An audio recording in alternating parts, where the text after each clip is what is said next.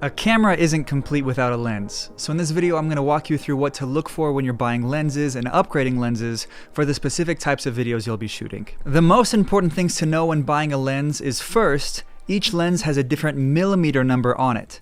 This shows how wide or zoomed in the lens is. The widest lenses that I've used are around 8 millimeters, and the most zoomed in lenses that I've used are around 800 millimeters. Wide lenses look the best for shooting landscape shots or shots of a building, and tight shots look the best for shooting faces and detail shots. The second thing to know about lenses is what their aperture is. There are two numbers that you'll always see on a lens: the millimeter that it shoots at, and the lowest aperture that it can shoot at, sometimes with an F before the number, which stands for f-stop. There is a whole other video in this course that talks about what aperture or f-stop is, but basically the lower the aperture your lens can do, the better it is. The lowest apertures I've worked with is around a 1.2, which is super low. All you need to know right now is that the lower your aperture is, the better it can do in low light situations, and the more out of focus your background will be, giving you that dreamy cinematic look. Now, there are two types of lenses. There are prime lenses and there are zoom lenses.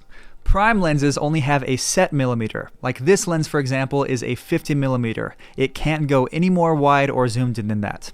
This lens, on the other hand, is a 24 to 105 millimeter, which means that 24 is the widest it can go and 105 is the most zoomed in it can go. My 50 millimeter has an aperture or f-stop of 1.4, and my 24 to 105 has an aperture or f-stop of 4. Now, some lenses have an aperture that changes depending on how zoomed in you are. If your camera comes with a kit lens, for example, one of the most common kit lenses is a Canon 18 to 55 millimeter, meaning that it's a zoom lens with 18 millimeters being the widest it can go and 55 millimeters being the most zoomed in it can go. This lens has an aperture of 4 to 5.6. Meaning that when it's in an 18 millimeter, 4 is the lowest aperture it can go to, and when it's at a 55 millimeter, 5.6 is the lowest aperture it can go to. This means that the lens isn't a very good lens because when your aperture goes up, the darker your image is. This means that if you're shooting with this lens and you zoom in while you're shooting, your image will also get darker. So when you're looking for a lens, make sure that you buy a lens that only has a fixed aperture and stays that way no matter how zoomed in you go. When I first started shooting videos, I only had a Canon T3i and a 50 millimeter 1.4 lens. Because of the 1.6 crop factor that my camera had, the 50 millimeter lens was actually the equivalent of an 80 millimeter lens. I had no idea that there were wide, medium, and tight lenses, so I was stuck with only getting tight shots wherever I went. Because of this reason, when you're first starting out, I would recommend that you get at least one wide lens and at least one medium to tight lens. Let's talk a bit about wide lenses. A wide lens that you want to buy will usually be anywhere from 8 to 18 millimeters depending on the crop factor of your camera. If you have a full frame camera with no crop factor, 16 millimeters is the sweet spot for getting wide shots.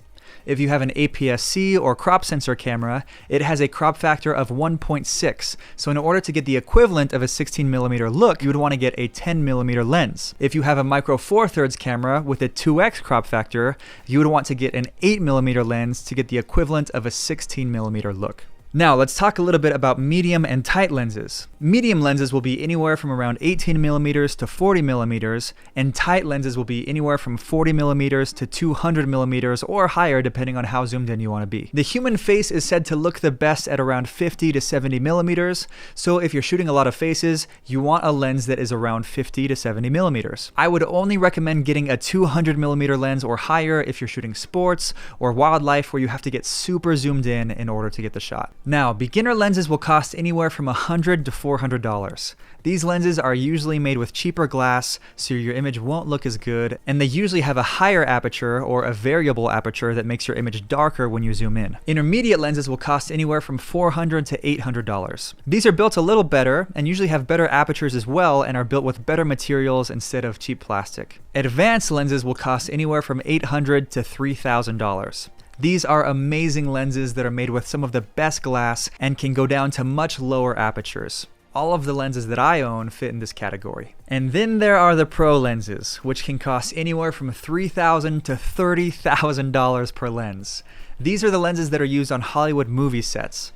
Most of them are extremely heavy and are probably way out of your budget for the foreseeable future, so we'll pass on talking about these for now. So if you're just starting out, chances are you'll probably be on a crop sensor camera, so I would recommend getting a Rokinon 10mm lens or a 10 to 18mm lens as your wide lens, and then a 50mm 1.8 as a tight lens. I wouldn't plan on keeping these for very long though, because you won't be able to get a ton of high-paying jobs using this kind of equipment. So use these lenses in your first 3 to 4 paying jobs, and then with the money that you get from those jobs, use it to upgrade to better and better lenses. If you were to only use one lens, I would recommend a 24 to 70 f2.8 lens because it allows you to get relatively wide shots and also tight shots with the zoom capabilities. I hope this gives you a better idea of what lenses you should buy and consider upgrading to once you can afford them. I know there was a lot said in this video that maybe went straight over your head, so feel free to watch this video again after you finish the course, and I'm sure you'll understand it a little bit better. But that's it for this video. We'll see you in the next one.